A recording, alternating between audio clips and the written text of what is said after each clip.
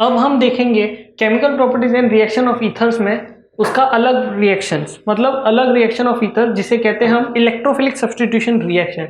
तो electrophilic substitution यानी कि क्या, जो भी इलेक्ट्रोफाइल ग्रुप है, मतलब यानी कि जो भी पॉजिटिवली चार्ज ग्रुप रहेगा, पॉजिटिवली चार्ज ग्रुप का हम सब्स्टिट्यूशन करेंगे।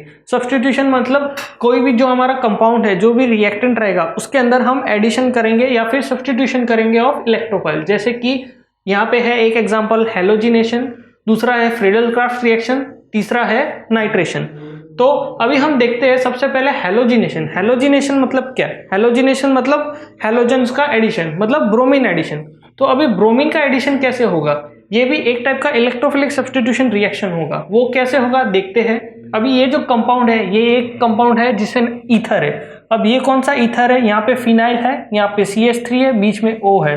तो ये फिनाइल मिथाइल ईथर, मतलब इसका कॉमन नेम है एनिसोल। तो अगर एनिसोल का रिएक्शन मैं करता हूं with bromine in acetic acid, तो ब्रोमीन इन एसिटिक एसिड होएगा तो रिएक्शन कुछ इस तरीके से होगा कि जो भी हमारा जो अल्काइल ग्रुप्स है या फिर जो भी इस चेन, ये जो चेन है रिंग स्ट्रक्चर जिसे फिनाइल कहते हैं, तो फिनाइल का ऐसा है कि यहाँ पे ऑर्थो, मेटा, पैरा, ये 3 पोजीशन होते हैं।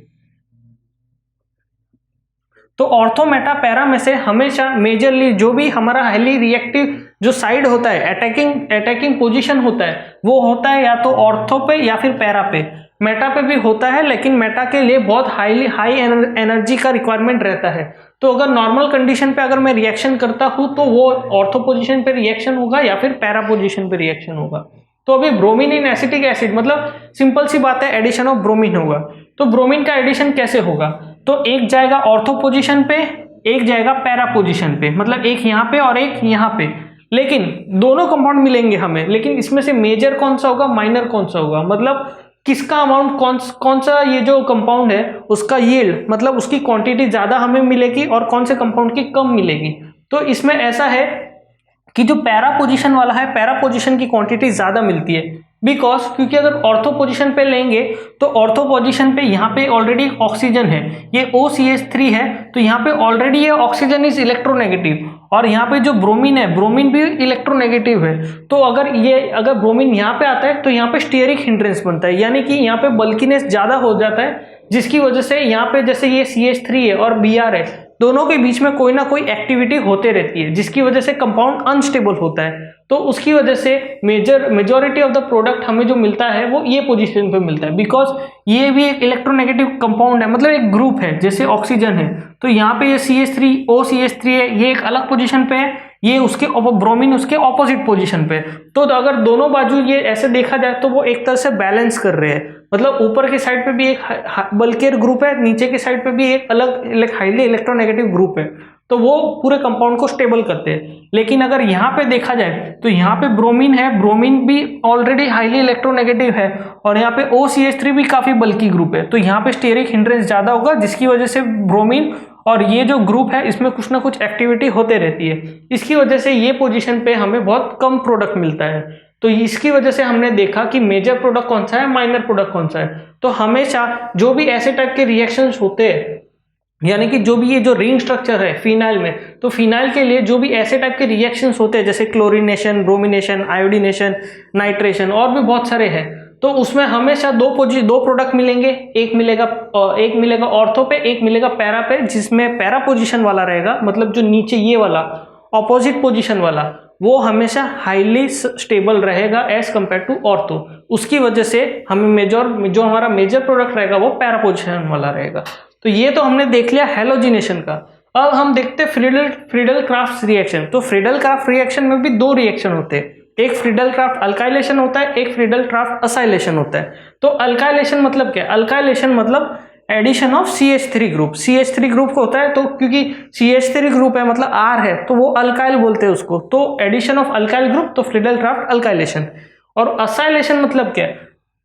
असाइलेशन मतलब CH3 C double bond O, तो इस ग्रुप को हम कहते हैं असाइल ग्रुप। तो ये जो असाइल ग्रुप, अभी यहाँ पे ये जो CH3 है, ये CH3 C2H5 भी हो सकता है, लेकिन मेन क्या है हमारा, ये C डबल बॉन्ड O, तो R C double bond O, इस ग्रुप को हम कहते हैं असाइल ग्रुप। तो ये असाइल ग्रुप है। असाइल ग्रुप यहाँ पे R कुछ भी हो सकता है, यहाँ पे मिथाइल है, हो सकता है इथाइल हो, प्रोपाइल हो, और भी कुछ भी हो सकता है। तो यहाँ पे जो भी alkyl group C double bond O के साथ होता है तो वो हो जाता है असाइल ग्रुप।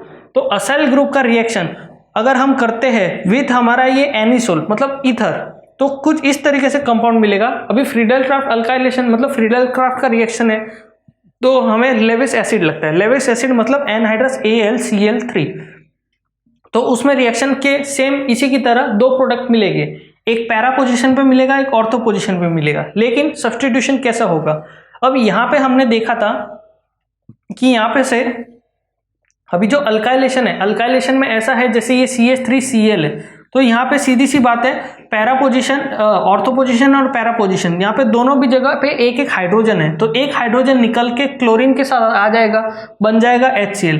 अब इस पे नेगेटिव चार्ज है, CH3 पे पॉजिटिव चार्ज है, दोनों अट्रैक्ट कर जाएंगे, हमें यहाँ पे अल्काइल ग्रुप ऐड हो जाएगा। तो मतलब एक इधर ऑर्थो पोजीशन पे होगा, एक सिमिलरली यहाँ पे भी हो जाएगा पैरा पोजीशन पे।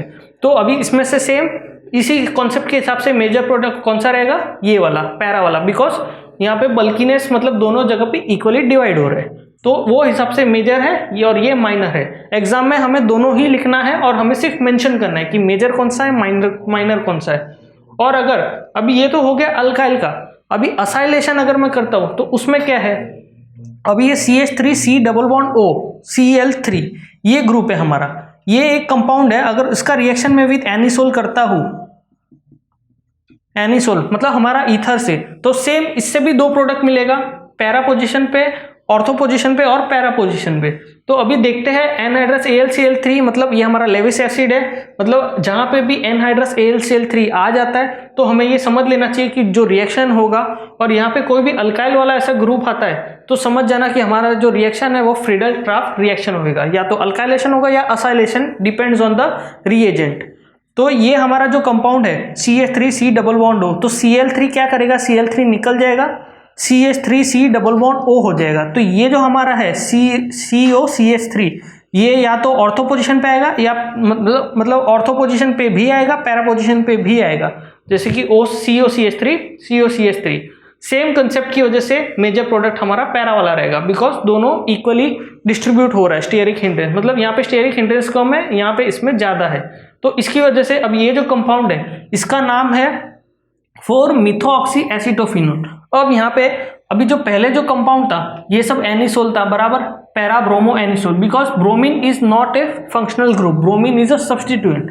बट अभी यहाँ पे जैसे हमने देखा, अब यहाँ पे OCH3 है, यहाँ पे CH3 है, अब मैं यहाँ पे ईथर को कंसीडर करूंगा या ऑलरेडी एक कंपाउंड है टोलुइन, तो इसको मैं टोलुइन को कंसीडर करूंगा।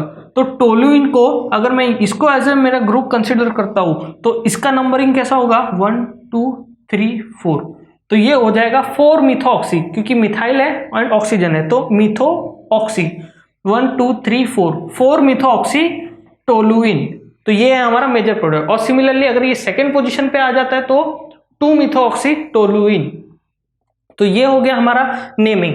अभी सिमिलरली असाइलेशन का कुछ ऐसा नेम होगा, COCH3 है। अब हमारा फंक्शनल ग्रुप क्या है, फंक्शनल ग्रुप ये है COCH3। अभी OCH3 भी है बट OCH3 से भी ज्यादा मोर पावरफुल फंक्शनल ग्रुप है COCH3, तो इसके लिए इस कंपाउंड का नाम है। अभी यहाँ पे मैं देखूं, अगर ये जो फिनाइल है, फिनाइल का ये O है, यहाँ पे R है, तो ये बन रहा है ईथर, बट ईथर से भी ज्यादा मोर पोटेंट फंक्शनल ग्रुप होता है कीटोन, जो कि है ये phenyl group C double bond O R, मतलब यहाँ पे भी एक अल्काइल ग्रुप है, ये C डबल बॉन्ड O, और यहाँ पे ऑलरेडी एक फंक्शनल ग्रुप है, यहाँ पे ऑलरेडी एक अल्केन या अल्काइल ग्रुप है, तो ये हो गया कीटोन। तो हम कीटोन को ही बेसिक फंक्शनल ग्रुप कंसिडर करेंगे कंपेयर टू ईथर। तो अगर जो भी हमारा नाम आएगा नॉमेनक्लेचर में, तो सीधी सी बात है कीटोन वाला नाम पीछे साइड में आएगा, मतलब सफिक्स में। तो प्रीफिक्स में क्या आएगा, सब्स्टिट्यूशन। सब्स्टिट्यूशन किसको, हम इसको कंसीडर करेंगे OCH3 को, तो वो हो जाएगा 4-मिथोऑक्सी। ये जो इस कंपाउंड का नाम है इसको बोलते हैं हम एसिटाइल ग्रुप, क्योंकि ये जो असाइल है अगर CH3C होता है तो वो एसिटाइल होता है, लेकिन अगर यहाँ पे C2H5 हो गया तो वो असाइल ग्रुप होता है। तो ये हो गया एसीटो, क्योंकि कीटोन है तो एसीटो, और यहाँ पे बेंजीन है, बेंजीन को हम फिनाइल बोलते हैं, तो सब्स्टिट्यूशन में नाम ऐसा आएगा 4-मिथोऑक्सी एसीटोफिनओन, मतलब ये फिनाइल, ये मिथाइल और ये कीटोन, मतलब 4 मिथॉक्सी, ये एसीटो, ये फिन और ओन, 4 मिथॉक्सी एसीटोफिनोन, ये हो गया हमारा मेजर। सिमिलरली हमारा माइनर भी ऐसे ही रहेगा, खाली वो हो जाएगा ऑर्थो पोजीशन पे, लेकिन मेजर प्रोडक्ट हमारा पैरा वाला रहेगा। तो ये हमने देख लिया फ्रीडल-क्राफ्ट रिएक्शन, मतलब अल्काइलेशन एंड असाइलेशन। अब हम देखते हैं लास्ट, जिसे है कहते हैं नाइट्रेशन। तो नाइट्रेशन मतलब एज अ नेम सजेस्ट करता है, नाइट्रेशन मतलब एडिशन ऑफ नाइट्रो ग्रुप। तो नाइट्रो ग्रुप कैसे ऐड होएगा, अभी हमने यहाँ पे सेम कंपाउंड लिया है एनिसोल, तो एनिसोल कंपाउंड है और यहाँ पे जो मिक्सचर है वो concentrated nitric acid plus sulphuric acid. तो इस मिक्सचर को हम कहते हैं नाइट्रेटिंग मिक्सचर। तो नाइट्रेटिंग मिक्सचर जहाँ पे भी अगर हमें नाइट्रेशन का रिएक्शन आएगा तो हमेशा एक चीज याद रखना है कि वो हो जाएगा नाइट्रेटिंग मिक्सचर। नाइट्रेटिंग मिक्सचर मतलब क्या, concentrated nitric acid plus sulphuric acid. तो ये जो कॉम्बिनेशन है, ये कॉम्बिनेशन आएगा, मतलब हमारा रिएक्शन होएगा नाइट्रेशन, मतलब एडिशन ऑफ नाइट्रो ग्रुप। तो वो किस तरीके से होगा, अभी OCH3 है तो उसका भी सेम कंसेप्ट है, para position and ortho position. तो पहले तो एक पैरा पे है, एक नाइट्रो पे है, बट इसमें ऐसा है, ये भी इसमें भी ऐसा रहेगा कि ये जो नाइट्रो पोजीशन वाला रहेगा ये हमारा मेजर प्रोडक्ट रहेगा, मतलब पैरा पोजीशन वाला है वो हमारा मेजर प्रोडक्ट है, और ये जो ऑर्थो पोजीशन वाला है वो हमारा माइनर प्रोडक्ट है। कभी कभी हो सकता है ये 50-50% भी मिले, मतलब दोनों इक्वल क्वांटिटी में भी मिल सकता है, बट अगर थियोरेटिकली कंसीडर करें तो पैरा पोजीशन वाला हमारा मेजर प्रोडक्ट रहेगा और ऑर्थो पोजीशन वाला हमारा माइनर प्रोडक्ट। तो नाइट्रो ग्रुप मतलब NO2 ग्रुप आ रहा है, तो ये पूरा का पूरा एनिसोल है। अब ये जो नाइट्रो है, नाइट्रो हमारा फंक्शनल ग्रुप नहीं है, इसके लिए हमने फंक्शनल ग्रुप ये ईथर को ही कंसीडर किया है और उसका नाम रख दिया 4 नाइट्रो एनिसोल। तो ये हो गया हमारा पूरा chemical properties and reactions of ethers में, और इसी के जरिए हमने पूरा ईथर्स के बारे में पढ़ लिया।